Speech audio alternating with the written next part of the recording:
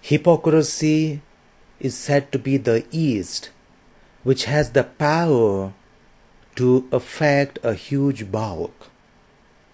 Now, hypocrisy can affect every part of our lives, or could be said as affecting every cell of our body. Hypocrisy is living a life of duplicity. One thing what's inside and another that's presented outside. So the person is someone to the real core, but prefers to present differently to others.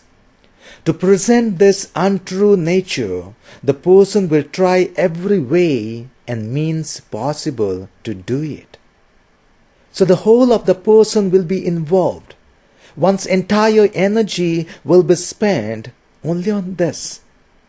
Every part of life would be involved to get this done, to present the best to others, not present the best to oneself and to his true nature, but only for others. And each time you try to engage in hypocrisy or duplicity, this will be the involvement of your body. Sometimes, or some of us have it all the time in our lives, when we engage in this unhealthy practice, not realizing how much it will weigh on us, we get into something what is terribly bad. Jesus mentions in the gospel today that nothing is hidden that will not be revealed. There is no secret that will be unknown, and nothing hidden in the dark that will not be heard in the light.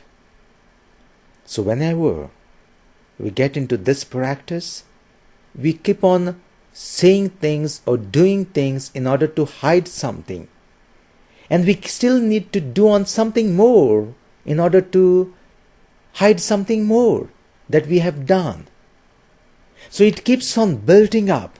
It gets into worse duplicity and there will be no end to it. It's like you tell a lie, and to cover one lie, you need to tell 10 lies. And in order to cover that, you need to go on for 100 lies.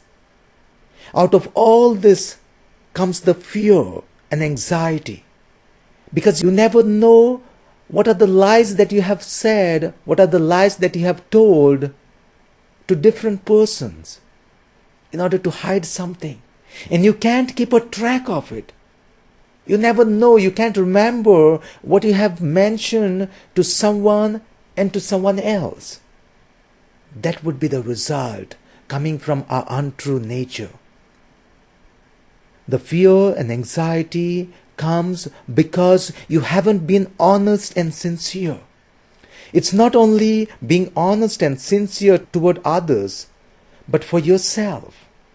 And unless and until you change your life from these practices, you are bound to stay in fear. One tends to live not for truth or for goodness, but only to protect and preserve self-reputation. And that's the reputation that is built up on hypocrisy and from untrue ways.